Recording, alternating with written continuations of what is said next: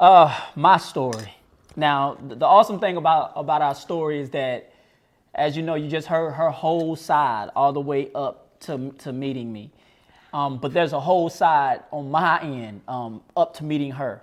So I want to go back to maybe 2000 when I first got saved. I've mentioned this in several of the songs that I've written.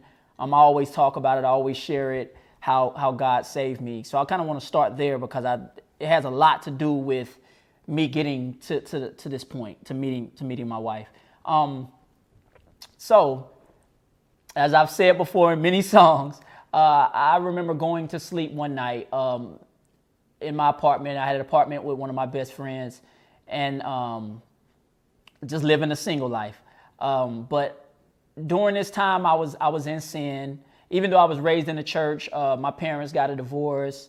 So I was in a single parent household for a short time, and then my mom got married. But I still, basically when that happened, being in a church home, I was more loose. I was more open to do more things. So, fast forward, I'm out on my own, got my own place, and I'm just living it up. One thing I'll say is that when you grow up saved, sometimes there's something called shelter that you go through. And when you're sheltered, there's a lot of things, you don't listen to everything. Everything is, is blues and everything is the devil. And I'm not saying that's, even thinking about today, that's not bad, because it would have kept me from a lot. And we even do it with our own children today. But anyway, I got buck. I got wild. So I'm out there. I'm smoking weed. I'm getting drunk. I'm going to the clubs. Me and Mike, like I said, we had a bachelor pad. You know what I'm saying? It was just me and my homie. And, we would just always have people over, kicking it or whatever. Our place literally was like a club because we stopped going to the club. Come to our place. But anyway, I remember this one night, I fell asleep and I had this dream. That I fell off of a skyscraper building. Why would God cause me to fall off a skyscraper building? I don't know. But God wanted to get my attention. But in this dream, I fell off a skyscraper building. And before I hit the ground, I woke up. And when I woke up, it felt so real to me. Like literally, my heart was beating. I was terrified. And there's probably another video I'm going to do later about that because there's something I can share from that. But I was terrified. And all I can think about was one day, this life will be over. One day, the cars we see, the jobs we go to, the things that we feel like are so important, these things are not even going to exist anymore. It's not going to matter. And it convicted me because I knew I grew up in the church. It convicted me because my sister at the time was coming over to the house and ministering to us, and we was laughing, taking tokes, blowing smoke in her face, just laughing. I mean, she thought it was funny too, but she was ministered to us. And all of that, I just felt like were seeds that were planted in me that got me saved. So after that happened, the church that my wife talked about, the mega church, my older sister went to this particular church as well. Mm-hmm. So that was like the closest connection that I had to get to a church. Because during that time, like I said, I was buck wild. I was doing my thing. I wasn't going to church, you know what I'm saying, at that time. Right. But after I had that dream, like my wife said, on that very next Friday, I asked my sister, when are you going to church? It was like a Friday night service. And she said, I'm going on Friday. I said, come and get me. I want to go with you. So she came and got me. And we went to church. And like my wife said, I don't know what the pastor preached. I don't know what he preached. The whole time I was just waiting for the opportunity, the altar call. I was just waiting for the opportunity to go down and give my life to the Lord. My heart, I felt like I had already gave God my heart because like I said, I just wanted to show it. I just wanted to say, okay, this is what we do is walk down to the altar and give our life to Christ. So I was just waiting to go down to the altar. So I went down to the altar. I got saved. Fast forward, I'm on fire. I'm on fire for the Lord. At the time I was working at a call center. And like my wife said, how she got fired at her job. I didn't get fired, but I was doing stuff that you should get fired for. I was literally taking the copy paper and they saw me doing it. This is wow how when God, I feel like he just was covering me. I was so into God. I was studying my word every day. God was giving me messages. He would always break down scriptures for me, and I was printing scriptures on their copy paper. I'm at their computer printing little messages, tracks. I call them tracks on their copy paper. And I was printing them out. I'm talking about hundreds. And I'm walking through the whole call center, just putting it on people's desk. Boom, boom, boom, boom. Now, the crazy thing about that is now sometimes we let too much stuff get in our mind, and we be like, sometimes we think too much. And I think when you know too much, you think too much, you just get to that place where you just stop doing what you feel like God's telling you to do. But back in that innocent stage, you don't care. You don't care what nobody think. You don't care what they're going to say. You don't even give thought to it. You just say, God, it's on my heart. I'm going to share this. So I was walking through the call center, doing this, doing that, passing out tracks. I call them tracks, but on their copy paper. And it was ministering to people. That right there led basically to me connecting with different people at the particular call center. We shared our love for God. So I was able to hook up with different friends at that particular job. And we began to meet afterward. We was like, man, let's meet afterward. Let's have a Bible study. So we would begin to have Bible studies together. And we would meet at each other's house, we were just literally launching a ministry. It probably wasn't on paper or legalized at that moment, but we had launched a ministry. I never forget, it was called Link Ministry. But we created our own ministry, having Bible studies, and God was just inviting more and more people were being pulled from that call center to come and want to have these after work Bible studies with us. So I ended up meeting a young woman at that time that worked at that call center. She would begin to come to the Bible studies, and I was attracted to her. So me and her begin to get close, and I was just like you said, I'm on fire for God, but at the same time, and I just keep it real. At the same time, I was putting myself in positions that I shouldn't put myself in with another young woman. And, you know how it goes. The Bible don't say you can rebuke it. He say run from lust, flee from lust or from fornication. But I wasn't fleeing. So me and this young lady was having sex. And all the while, I met her through a Bible study. God was doing great things in me and through this small group of people. And here I am having sex with the girl. So we developed a close relationship. I say close relationship, but we felt like we loved each other. And basically I proposed to her, asked her, let's get married. And I said, let's get married to her because, I felt convicted. I felt bad that we was having sex. I felt bad about that. And I wanted to be right with God during that time. So we rushed it. We got married. And this is where I want you guys to understand. We got married, and the marriage lasted 6 months. I knew that I was called to be. I just felt like I knew that I was called to be a pastor, because even a part of the Link Ministry thing, we got to a point where we wanted to appoint a leader amongst all of us, and I'm talking about. It started from 4 or 5 people, 6, 7 people. It was growing. And so everybody was like, man, we need to appoint a leader. So they appointed me. So here I am, the so-called pastor or leader of this Bible study, and I'm over here having sex. But I wanted to be right with God, and you know how that goes. So we got married, we rushed it, we got married. And that at that point, I'm like, man, okay, I'm in the will of God. I'm not fornicating, I'm married. But the marriage lasted for 6 months. There was just this bumping of heads. We just was not agreeing. It was just a wedge in between us. And then one day she said to me, she said, I know what you said you're called to be, but I'm not called to be no pastor's wife. She literally said that to me. I'm not called to be no pastor's wife, and I want to get a divorce. This is within 6 months. This is within 6 months of trying to be married and do the right thing. She just says, I don't want to be married to you. This is not what I'm called to be. And I was heartbroken, y'all. I was broken. I was embarrassed. I was broken. I remember going to that same call center because we worked at the same job. And, you just think about here I am trying to minister to people. Here I am trying to look like I'm a man of God. Here I am trying to do things right. And now, I think she moved out. She was staying, went back home. We just wasn't even living in the same house anymore, the apartment that we had together.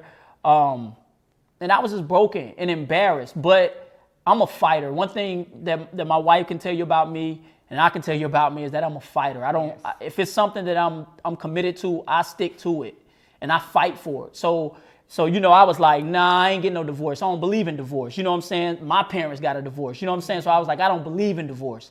So she had filed for divorce, brought me the papers. And I remember saying, I ain't signing these papers. Oh, hold on. Let me back up a little bit. So before she told me she wanted a divorce. And y'all got to keep in mind, she's not even at the apartment no more. She has moved out. She's back home with her father. And on Valentine's Day, I'm praying. I'm trying to love on her from a distance. I see her at work. She just avoiding me, ignoring me. I mean, this is in front of people. So I'm looking like a simp. I'm just looking crazy. You know what I'm saying? I'm just broken and embarrassed. And I remember thinking to myself that God is going to do something awesome on Valentine's Day. So it was on Valentine's Day that I remember her being at work. No. It was on Valentine's Day. She wasn't at work. Remember, we married, but she's not even at the apartment anymore. I'm there by myself. And but I'm at work, and she doesn't show up at work. She's not at work on Valentine's Day. And I'm thinking like, man, where is she at? She's not here. And, you know how it is at work, especially when you work in a call center, everybody be dating and messing around with each other. We were just a bunch of hoes in the call center. I'm just keeping 100. But I remember going home and just thinking to myself, like, God, I'm hoping that the aura of Valentine's Day is going to do something to my wife's heart at the time. And when I got there and I opened that door, y'all, everything was gone.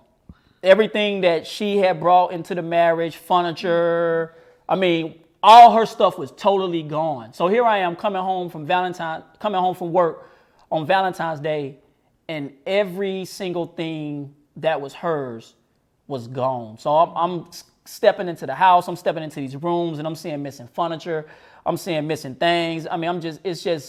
It was empty. It felt empty. The apartment was a reflection of how my heart was during that time. I was broken. I was empty.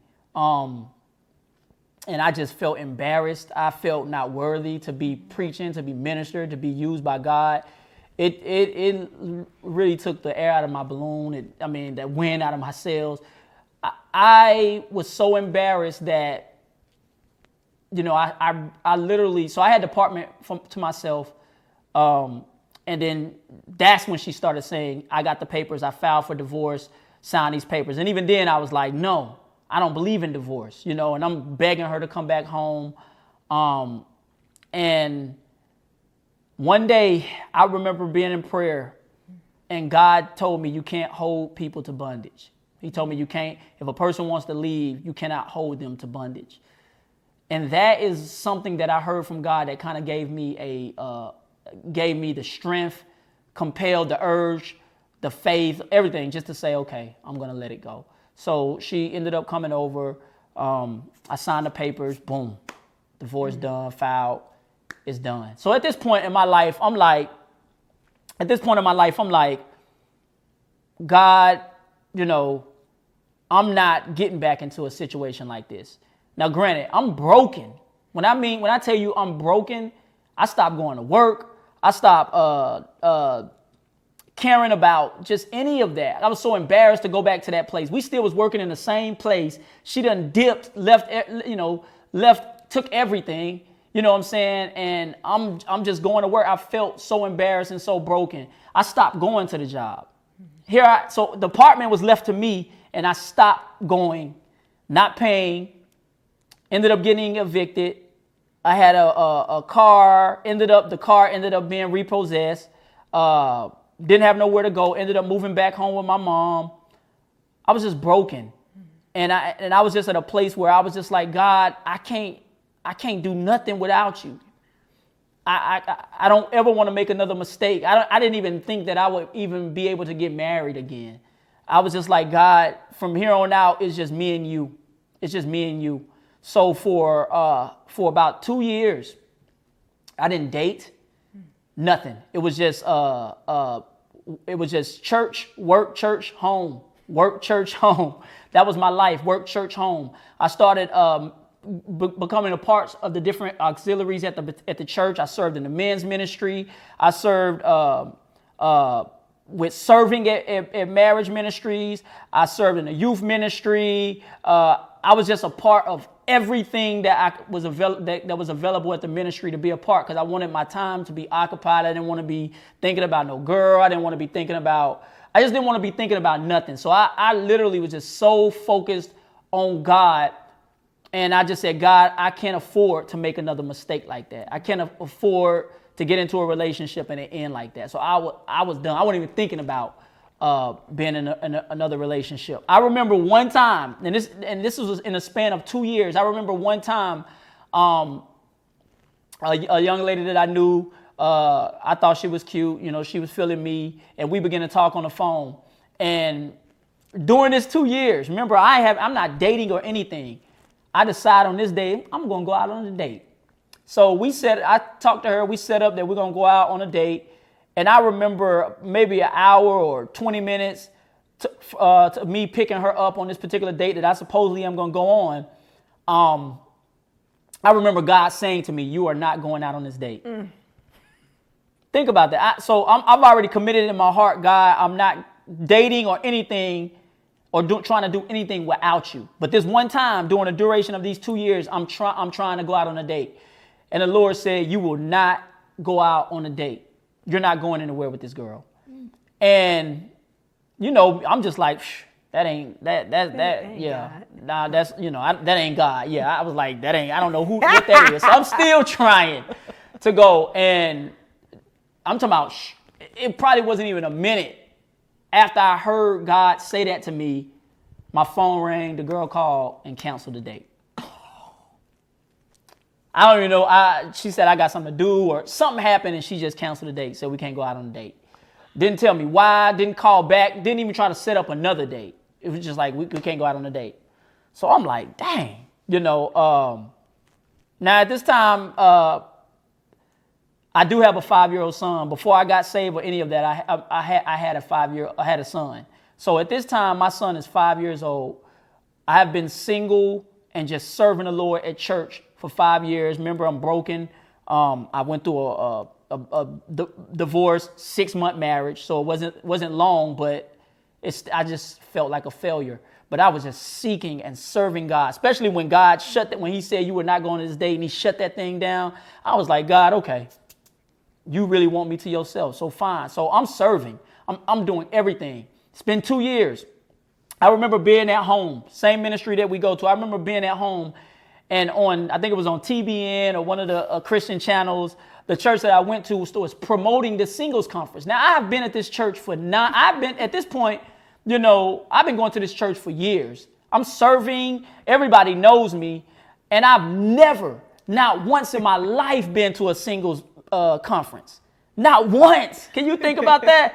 And especially between them 2 years, I'm like, man, I ain't trying to meet nobody, because I know everybody would go to singles conferences to meet people. I'm like, man, I ain't going to no singles conference. But I remember the commercial, the telecast that my church and my pastor at that time was on. They was broadcasting their telecast, but they would have little ads where they would promote the things that are happening at the church. So they began to talk about the singles conference. And when this church had a single conference, it wasn't just people locally that was invited. It was every other church that the church was partnered with. So that's when my wife said people were being bussed in and come, and people would fly in for these things, for our singles conferences. Anyway, it was a singles conference. I was like, man, I ain't going to no singles conference, but here go God again. I'm watching it on TV, and God speaks to me. I hear the voice of God say, I have something for you, go. At this time, I'm not even thinking it's about a girl. I'm not even thinking it's about a woman. I'm not thinking it's about a relationship. Instantly, my mind is like, God must got a word for me to go there. Because I'm not even thinking about a relationship. Nothing. not even remotely close, but God spoke to me and said, go. So here comes the weekend of this. Now you got to understand, all this stuff is happening at the same time, all the stuff that is happening with my wife. So you hear all that stuff happening on her side, and you're hearing all this stuff happening on my side. I done been married, divorced.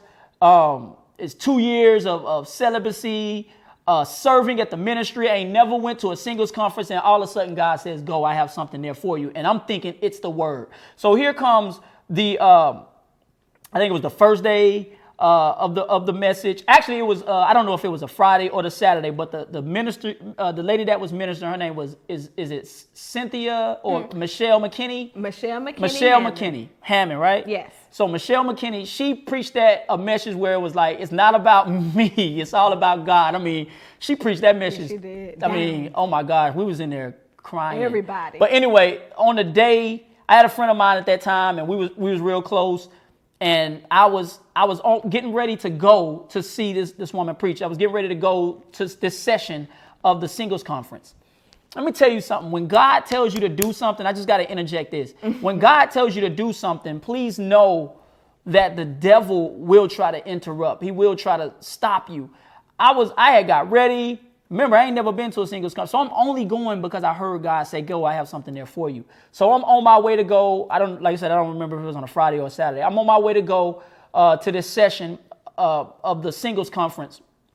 Not even 5-10 minutes. I think I live maybe 30 minutes from the church. Not even 5-10 minutes away from my house, I get a flat tire. That was a Saturday. It was a Remember Saturday. the empty seat in front of me? I get a flat tire. On the highway, on the interstate. And so at that point, you got to think, first of all, I don't even care to meet nobody. I had never been to a singles conference all the years that I have been at this ministry, and I get a flat tire. So in my mind, I'm thinking like, man, I ain't even going. I'm going to change my tire. I'm not even that far from the house. So I'm like, man, I'm not even going. But I heard God say, go. Wow. I have something there for you. So here I am, on a highway, on the interstate. I think it was 285. And I'm changing my tire. Cars zooming past. And I'm just like, man, God, you sure you want me to go to this thing? You know what I'm saying? Because sometimes you be thinking to yourself, maybe this is God telling me not to go. Right. But I just felt like God said, I want you to go. I have something there for you. So my mind is like, man, it must be a word. I was just so on fire to hear from God. In everything. I mean, I have notebooks upon notebooks of notes. Like I said, I had thrust and thrown myself into the will of God, the word of God, studying the word of God, knowing God, trying to make sure that I'm hearing from God. And I believe those 2 years of me not doing anything, it did bring me to a place of sensitivity in the spirit where I was able to hear from God on certain things. So I changed my tire, got in my car. I'm late for the session. But my homeboy at the time, he had me a spot, saved me a spot down near the front of the place, the church. I was going to say auditorium because it's a mega church, right? So he had me a little spot. So I'm late, but I hear him up. He's like, "Come on, man, I got a seat for you saved." So I go down there. We get this word, and I get the word. Like I said, Michelle McKinney Hammond, she preached that word. I mean, we in tears. And it was just an awesome message. After that day, I'm going to be honest with you. After I got that message, I was like, this is it. This is what God said he had for me. This is the word that God said he had for me. This is it. Because it was such an awesome word. It really was. And it really just pushed me more into saying, God, this ain't about me. It's about you. So I wasn't even thinking about no girl. No woman, no relationship, or that God was trying to set me up. I was just saying, God, this is it. This is an awesome word, and I was blessed by it. So that was it. We coming out, we leaving. I wish I could say all of the behind the scenes stuff because you can. Because the whole time, you got to understand, the whole time that now peep this, I'm there. Remember I said my friend was holding a seat for me. So I don't know if you remember when my wife said that she went and she sat down there and she saw the guy So it had to be on Saturday. That would, yeah, what the you're next talking day, about is Saturday. So obviously she saw me on Friday. I saw him and was looking Friday. for me on Saturday. Yeah. So on Saturday, I'm late because I got a flat tire on the interstate. So when she said that she saw the guy that was with me sitting right in front of her, that was His seat. That was my seat, the empty seat next to my friend. That was the seat that he was holding for me. Man, listen, I just gotta say this. Go ahead. What if he had sat in that seat? I would have passed out. God damn, like, ah! But no, I did sit in that seat. No. You didn't even get there. I think you sat in the back or something like that. You never came. Okay. Yeah, Okay. well, Yeah. he came out. Remember I said Yeah. he left Yeah. before the benediction. Okay. So I think y'all must have met in the back or something. Okay, like so that. I never got to the seat, but I would have been sitting right in front of her. Oh God. So you gotta think, she has seen me already on Friday. I'm going to a singles conference. I never been to a singles conference. Not trying to, and I'm just trying to get there to get a word. The friend that she saw me with on Friday had a seat saved for me on Saturday. I get a flat tire. I'm late, so I don't even get to the seat to sit there. And she, so basically, I mean, God was just. Tell him about the corridor when I stared you down. So was that was that That's was that Friday same night. day? That was Friday night? Yeah. You sure? Uh-huh. Okay, so Because we Friday. bought our ticket for Okay, so let me back up. Because I'm excited. I'm already excited about all the story and how this thing was, God was just putting this whole thing together. So Friday, I just told y'all about Saturday, what happened. Friday is where we actually saw each other. But even though I saw her and I was like, you got to understand, I'm like, God, man, I got to hear from you. You know what I'm saying? I ain't trying to make another mistake. Even though, you see people and you just be like, okay, she cute, she fine or whatever. But I'm just not even thinking about that at that time. I really wasn't. But on Friday, the church we went to, huge. So this is like a corridor to a whole nother section of the church. Yes. But it's like a shortcut that you can take from the main sanctuary to go through a building, and then you walk through the corridor, and it can kind of bring you around. Yeah. To it can bring you around to the, what is that? I call it the admin building. Yeah, basically. the admin building. So on Friday, we actually saw each other. And you can imagine, I was with my cousin, and we're walking down, and she's walking down, and I guess she's talking to her friend about me. Of course. I was telling her everything about But this whole time, I haven't even seen her yet. I haven't even. So this is the first time we see each other. We walking, and you know how it is, like back in high school. You see somebody, y'all look at each other, you lock eyes, and I was kind of like looking at her, you know what I'm saying? Give her that LL. You know what I'm saying? Give her that LL. In the church. No, but we walked past each other, and we caught eyes. And I don't even know if she even mentioned it. So we caught eyes, and we just kept walking. It was like, and we kept walking. And this is how you know. We kept walking. And I turned around and looked, and she turned around and looked, and she just started laughing, and I started laughing. Now, at that moment, we probably should have stopped. I should have probably said, "Hey," but shout it. We just kept walking. Like I said, I remember even telling my cousin at the time, like, man, she fine, man. You know what I'm saying? But again, He was like, I ain't see, I'm married. Man, you said what now? He was like, I ain't see it, I'm married. Yeah, but I was just, like I said, I saw her, but I don't know. It was just like that moment was that moment. Yeah. But I still was kind of, I don't know, I just wasn't focused on trying to meet nobody at that time. But keep in mind, I did have her on my mind. I remember, so that's Friday. Here's Saturday happened where I show up late.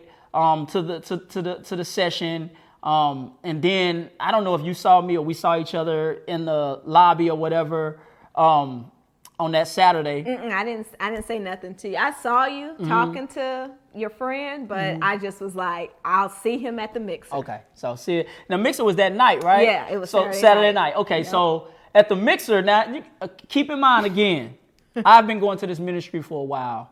To be honest with you, I served and attended this ministry for 9 years. My wife at that time had been in that ministry for 4 years. So it's a big ministry. But for 4 years, I never saw her. Never and she never saw me for 4 years. And we just never saw each other. And I just felt, even to this day, I feel like God was hiding her and hiding me for the right time. Yeah.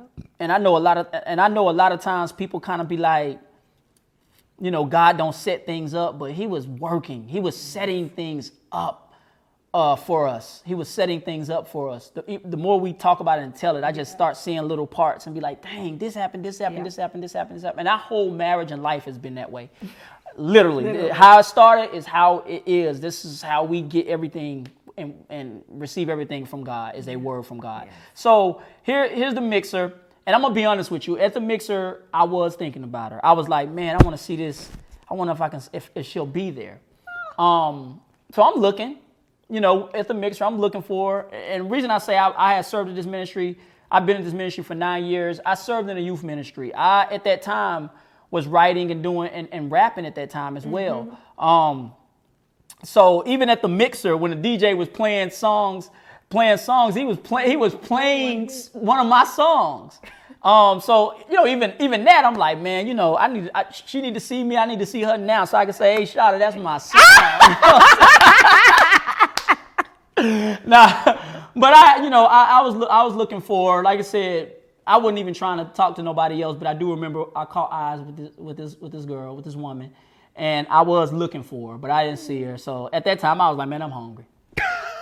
I'm a chicken lover, so I got me some chicken. So when she say she saw me, I was over there. I mean, that's probably the bad way. You know, you see me over there chomping down on some wings. The wings didn't stand a chance. Not a chance. Not a chance. So I'm eating these wings, and obviously she saw me. I did not see her. The next day was Sunday at church. Now, we went to ministry. I don't even know if it was first service, second service, whatever. Oh, but it had to be second because first service at 8:30. Okay. And I know I didn't go there. It was second service. Second service. So we at church. The next day is Sunday. So the singles conference was Friday all day. It was different sessions. Saturday was a session.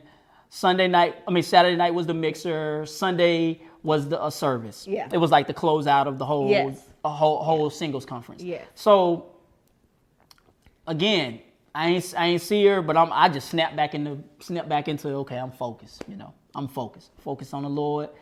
Can't miss God again, et cetera, et cetera. So I'm focused. Whole service is over. It's a lot going on my wife's side of this story, and at this point I ain't even thinking. So she say, you know, I had an entourage. I mean, people knew me. I was there for 9 years. I had other cousins that was in leadership at the church in different areas. Your family was my whole family was going to the church. Yeah. Both of my sisters were serving in high places at the church. Excuse me. And most of my family was at the church and a part of the church. So people knew us. They knew Houston's at the church. They knew us. So when she say entourage, it probably was a gang of people because I knew a lot of people. I knew a lot of people and people knew me. So. Like she said, in the foyer or the whatever you call it, the lobby of the church. I mean, that's where everybody hang out and talk. So after service, everybody go there and we hang out and we talk and we chopping it up. So when she said she saw me and people was around me, that's probably true. We were talking.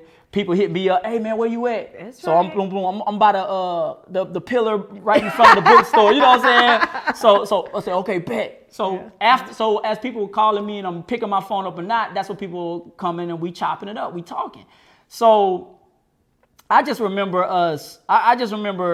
there was a moment when everybody kind of walked away. It had to be somebody. I think one of my homeboys or somebody was right next, but we wasn't talking at that time. But I remember, I don't know how I got turned around, but I was turned around. So I wasn't looking a certain direction.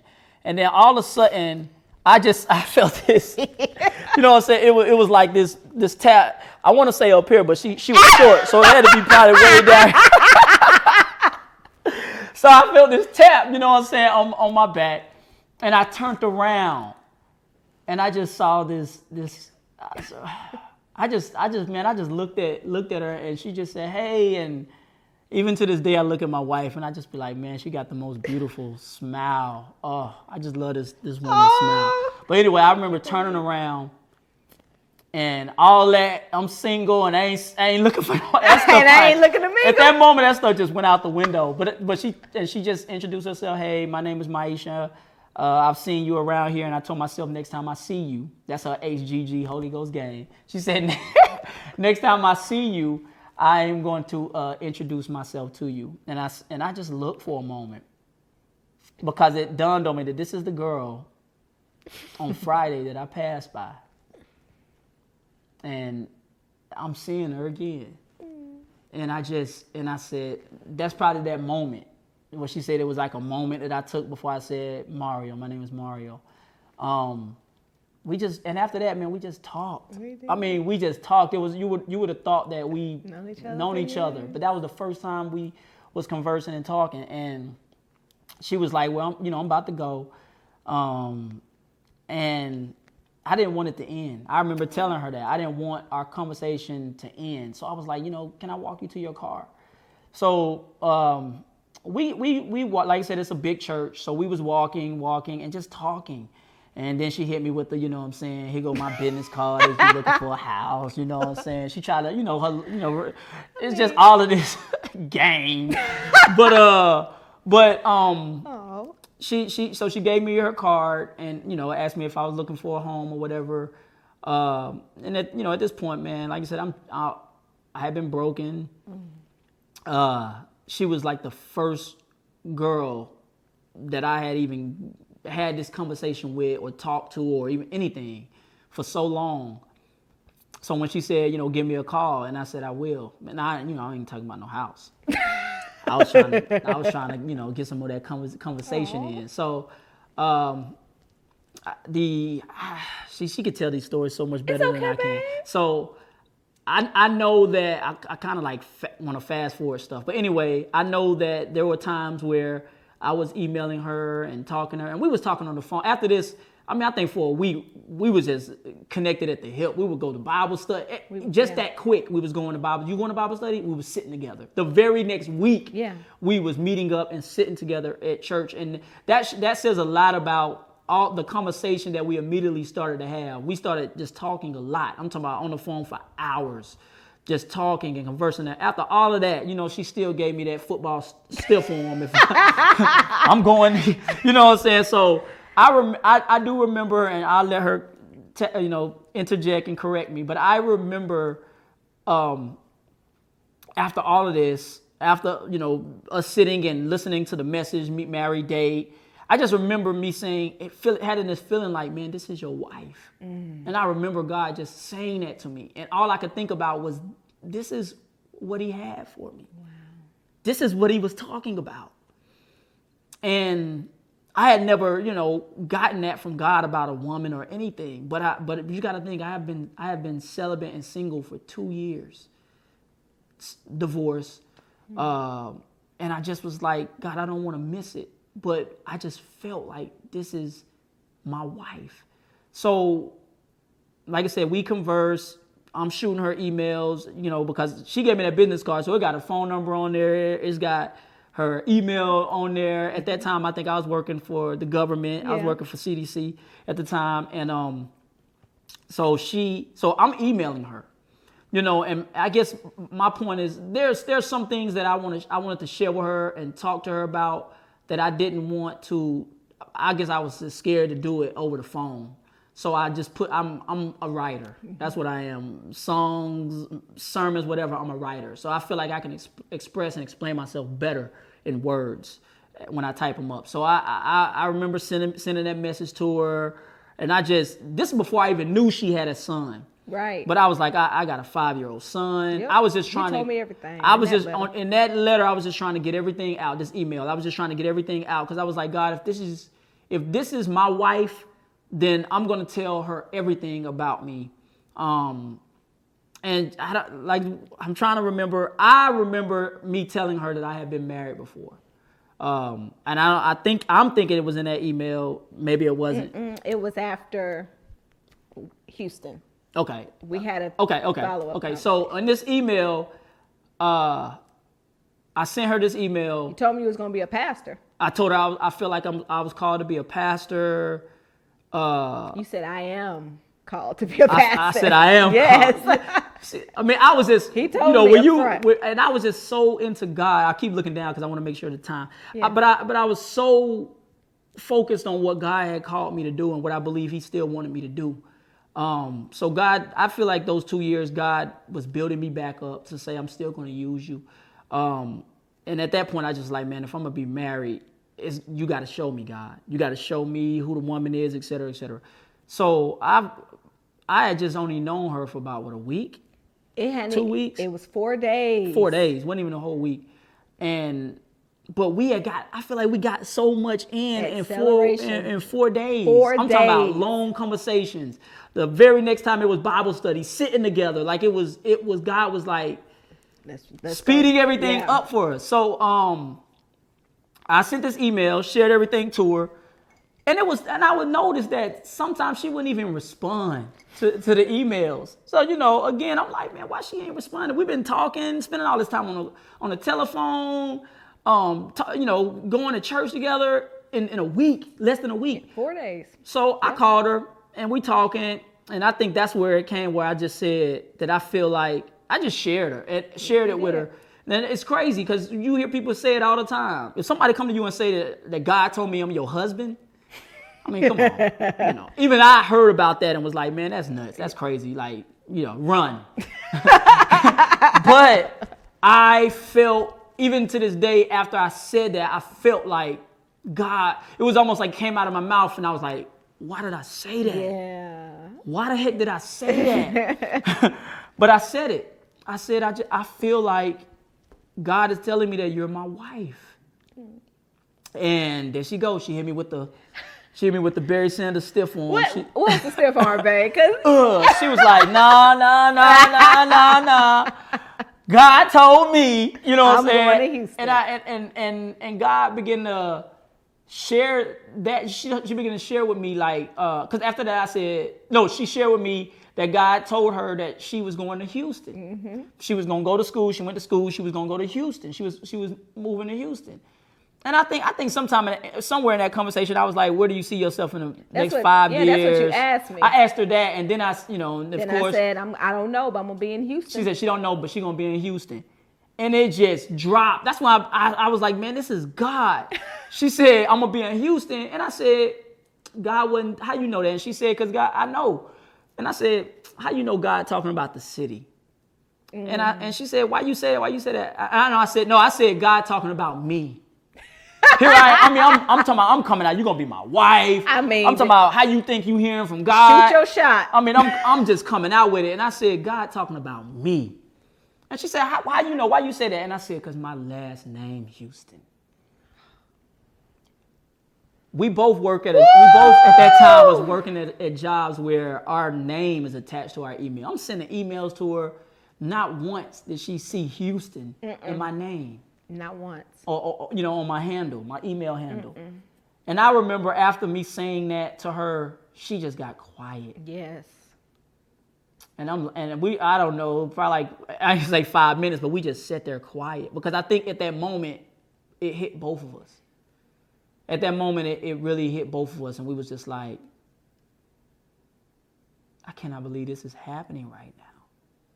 And let's be clear, I have people on deck right now who can testify. I have plenty of witnesses that can testify on my behalf that I have been telling them, I'm going to Houston. I'm going to Houston. So if anybody's like, oh, that's not true. Listen, there are plenty of people. Number one, my mama. Yeah. My mama will get on here and say, oh yeah, she was going to Houston, Texas. And then I convinced my mama so much. She said, well, Maisha, I'll go with you. Yeah. So we sat there for a while, and I remember her saying, I got to go. She got off the phone. And then after that, we just knew it. We were connected at the hip. We showed our cards, and we had we showed our cards. I told her conversation that I had been married before, but it was just God. I think both of us knew at that moment, like, this is God, because I know God set those things up because He knew that she had been hurt, that she had been through some things in her life with the abortion and pregnancy abortion with that guy. And I told you the same time he told me, hey, I had been married before. Right. I told him just about a week ago. It probably, and yeah, she had just had the abortion I just did, guys. about a week ago. It was a week. So even in all of that, you be thinking like, man, she, you probably think she don't need to be trying to hook up with nobody when she just done had an abortion. And myself, God just, I mean, he had to give me certain things and give her certain things so that we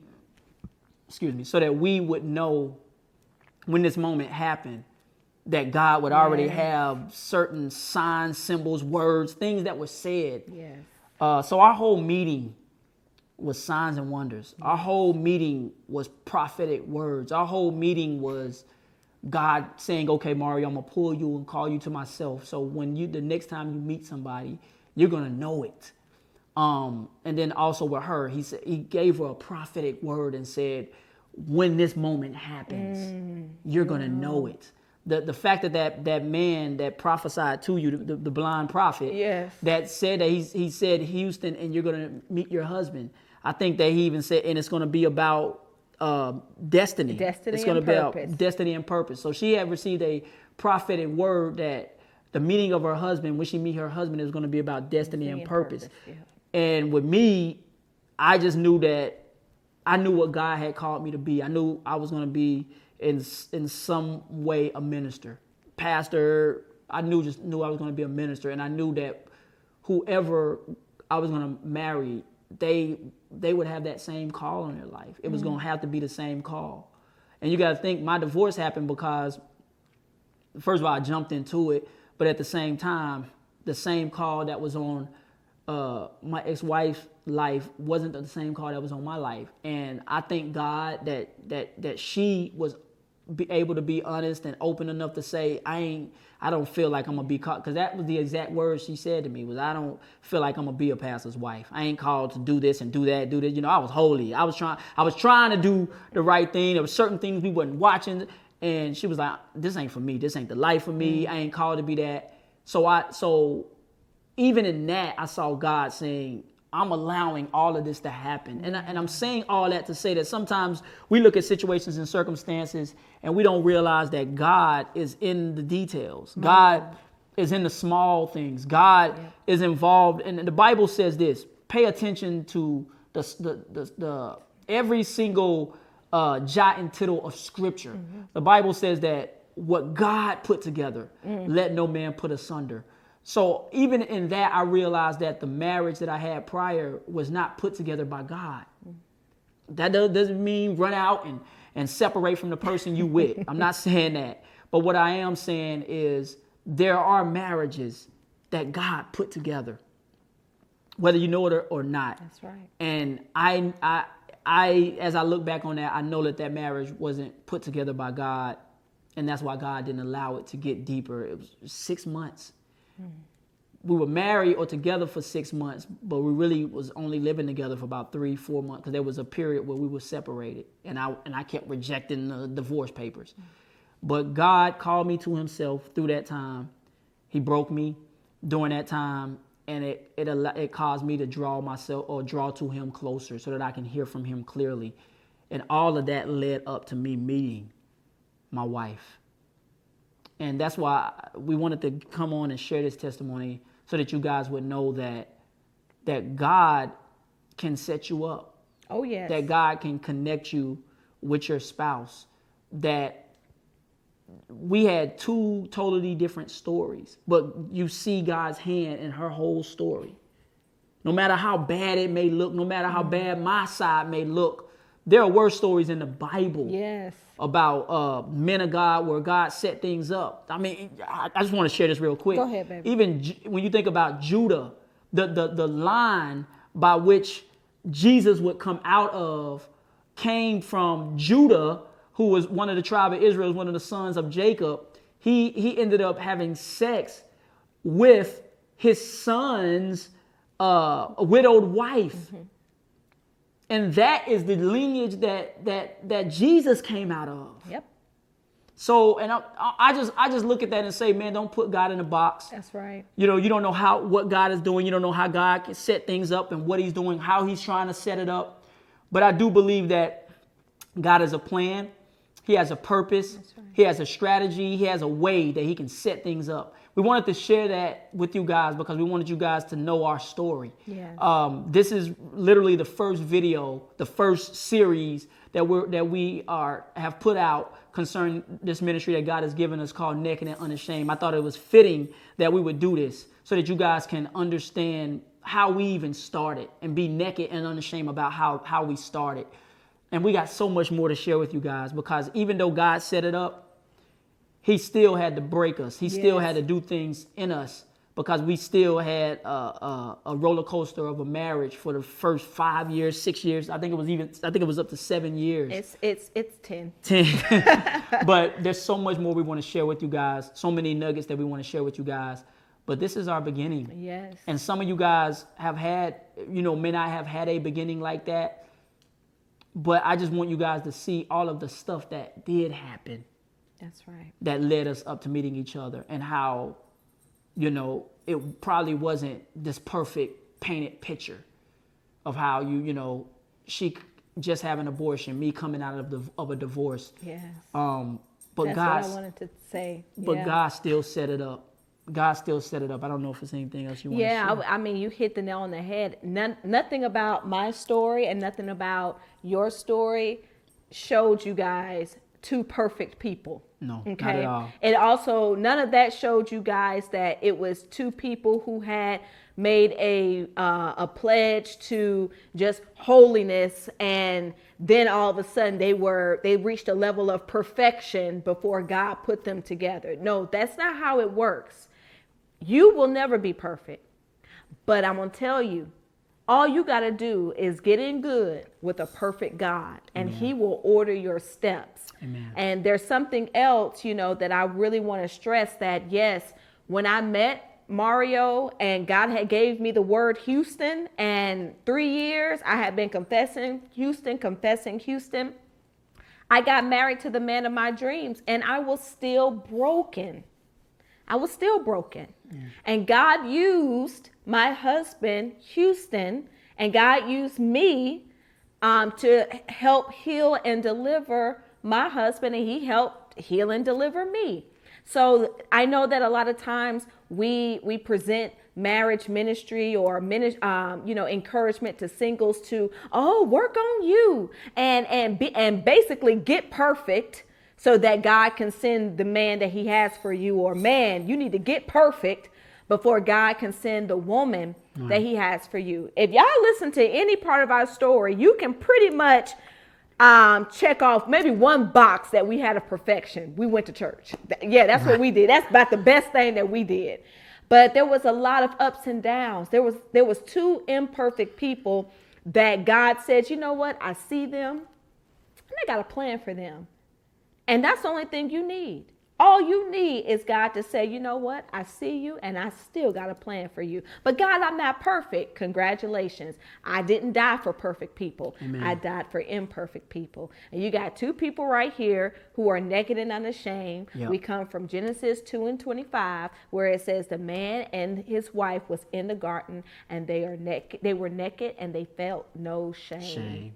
So our testimony, you guys, it's for you. Do as you want to with it. But please, please, please, as you're listening and as you're going before the Lord, please know that there is nothing impossible with God, and that he will order your steps. He does speak.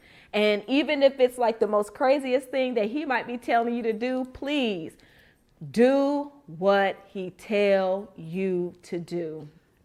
And I just want to share this because just so you guys to know, and we can close out with this. Okay. Everything that we went through, God brought restoration. Come on now. All the way up to us meeting and getting married. My wife, the pregnancy that was aborted shortly before we met, that pregnancy or that conception happened on Valentine's Day. I came home from my job to my ex-wife dipping, taking everything out on Valentine's Day. And guess what? We got married on Valentine's Day. February 14th, 2005. So every Valentine's Day, it's an anniversary. Imagine the reminder of Valentine's Day that she would have been stuck with, and the reminder of Valentine's Day that I would have been stuck with. But now we celebrate. Every Valentine's Day is a celebration of our anniversary, and it's how God just totally restored and rewrote our story on Valentine's Day. That's why our anniversary is that special, because we know what it came from on Valentine's Day, what our memory was on Valentine's Day. Yes. Now it's our anniversary, and we just celebrated this month. Well, February, we just celebrated 16 years. 16 years. 16 years. 16 years I've been in Houston. 16 years. Love you, baby. I love you too. So thank you guys for coming along with us. Thank you guys for listening to us. Stay plugged in. We got so much more coming. Hope you enjoyed it. So much more coming. Love y'all. God bless. Peace.